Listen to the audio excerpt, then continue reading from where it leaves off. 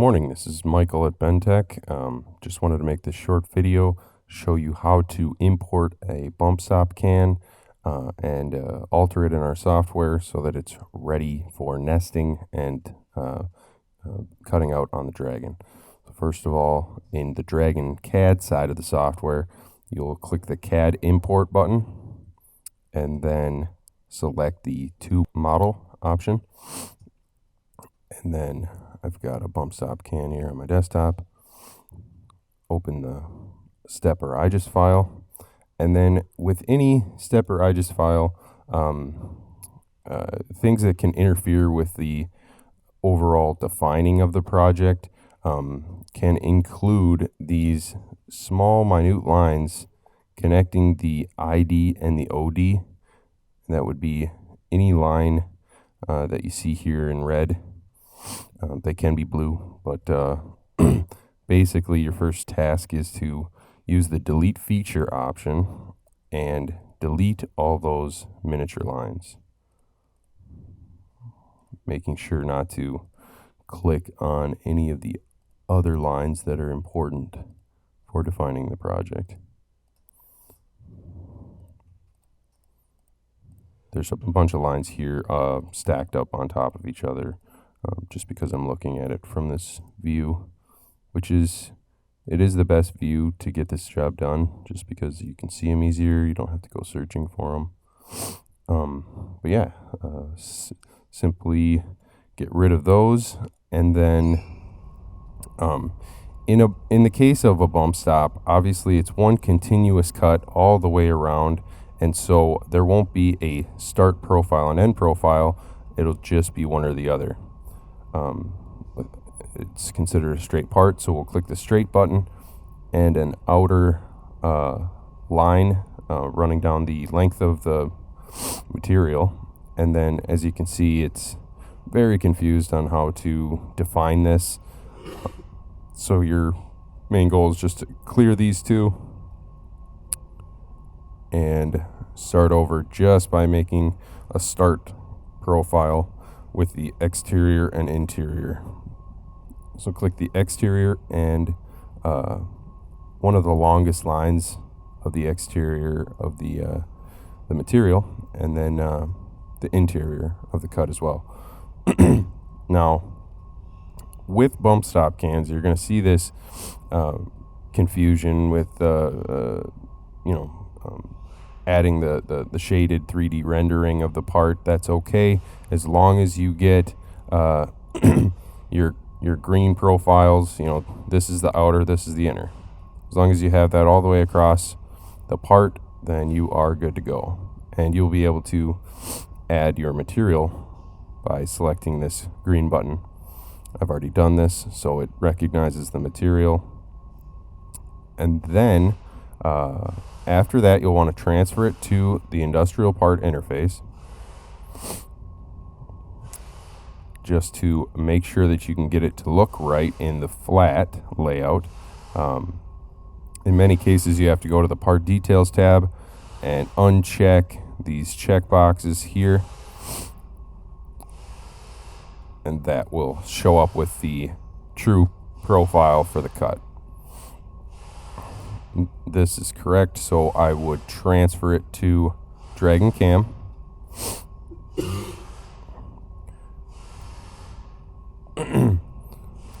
Dragon software will open and ask you if you want to send it to designer, nesting.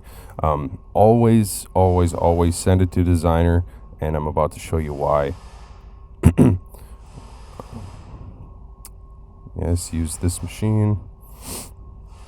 Now, when it's sent to designer, it still doesn't know what to do. Our software is not entirely made for this.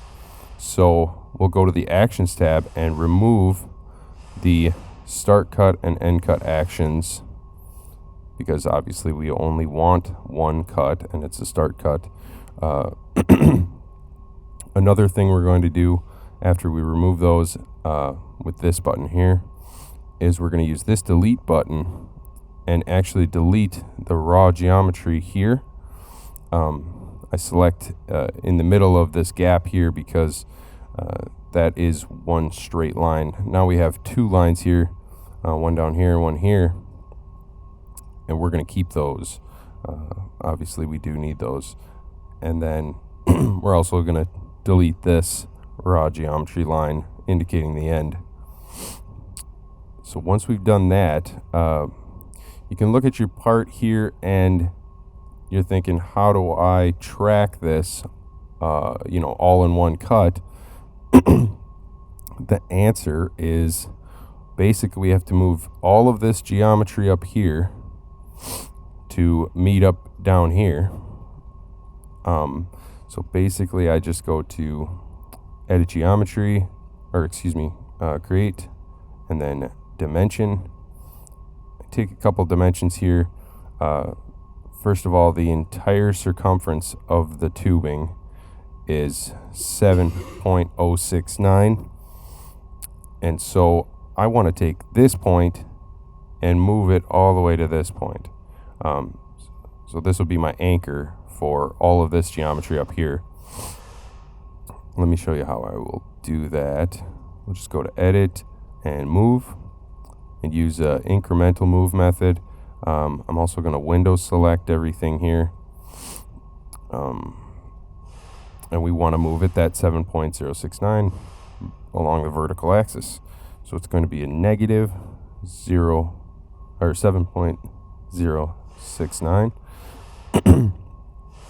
In that case, we would select all of this and move it down there. We do that because we want this entire geometry connected. And then basically have to move the entire thing upwards about this distance. So I'm going to actually get another dimension here. I'm going to free select just to get a dimension. So it's about 1.9 or about 2 inches. I just want to move it just shy of that. So let's go ahead, edit geometry once again, move along the vertical axis. We're going to move it up 1 point, let's say 1.8. And then grab a window around your entire geometry and move it just so that these are within the bounds here and here. So if you consider this entire vertical axis your circumference, we just want to make sure that these notches on the ends of the bump stop can are within those bounds. Then if we zoom in close to where we connected these two pieces, we might see a break in this case here, and we're just going to go ahead and fill that break in using create geometry line. Make sure you're not in free select mode, then it'll snap to those points. Quick fix that.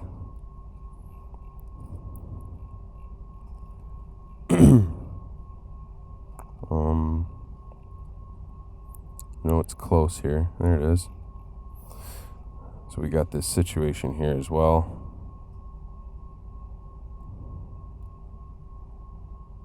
I'm going to go ahead and create this line and then delete this one. It's a very minute change, but necessary change.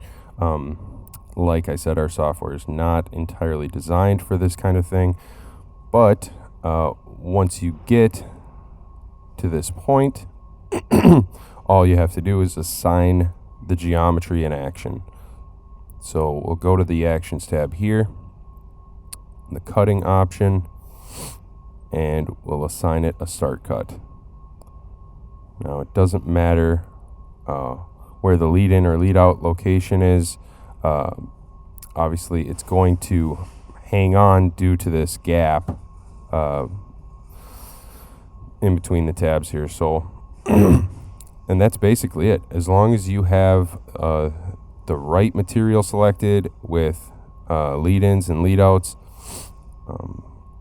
Obviously there's none selected for this, so you'll want to make sure that your lead-ins and lead-outs are applied.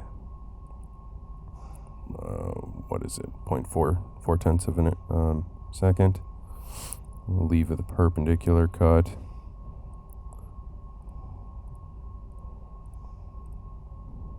And it needs cutting information applied as well. Alright, so say you needed cutting information. I'm just going to put in some generic numbers that I know.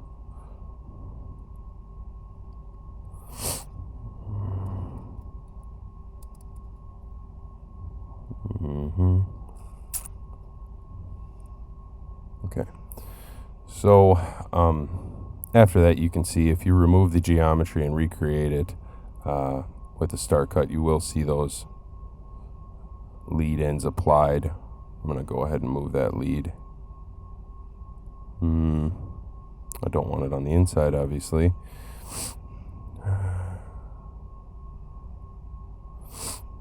It cuts.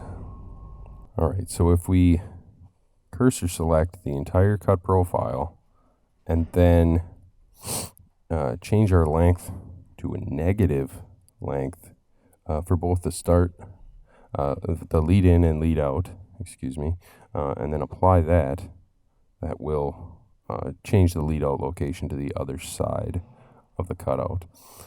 Once you're there, you can nest the part out on your stock length of tubing. Let's see if we got 12 feet.